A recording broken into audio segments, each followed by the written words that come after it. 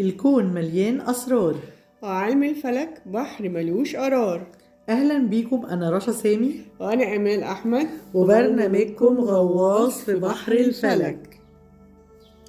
كنا اتكلمنا عن كوكب الحظ والتوسع وكل حاجة جميلة، كوكب المشتري وتأثيره على صفات الأشخاص اللي بيتولدوا وعندهم الكوكب ده في أبراج معينة.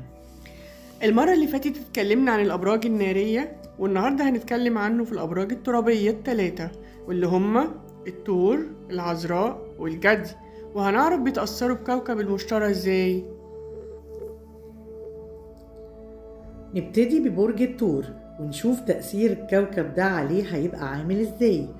اللي عنده المشتري في برج الثور واثق في نفسه بزيادة، وعنده تصميم مش طبيعي على النجاح وإنه يفضل دايما على القمة.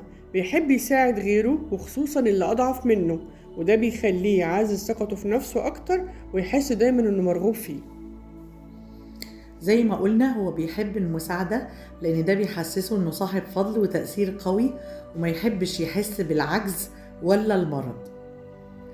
سر نجاحه العند والتصميم والمثابرة والصبر والقدرة الفولاذية على التحدي، ودي سمات موجودة عند مواليد برج الثور كده. ندخل بقى على تاني برج من الأبراج الترابية وهو برج العذراء. ده حد ما بيحبش يضيع أي فرصة من إيده وبيعرف يستغل الفرص، ولأنه متشائم بطبعه فحتى لو عنده كوكب الحظ بيحط في دماغه إن الفرصة اللي بتيجي مستحيل تتعوض، وبيمسك فيها بإيده وسنانه.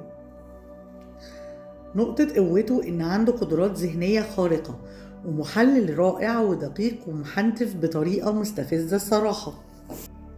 مركز جدا ومفيش حاجة بتعدي من تحت إيده، وبيحب يصاحب الأشخاص المشهورة من باب اللي يجاور السعيد يسعد. ندخل بقى على آخر برج من الأبراج الترابية، الجدي. أوبا بقى، وسع للباشا القلوق بزيادة اللي ما بيرتاحش خالص لا ذهنيا ولا جسديا، يا عيني عليه. بينكش على المتاعب بمنكاش، وحتى لما يزوروا كوكب الحظ برضه مش مقتنع إنه هيجي عليه يوم ويرتاح.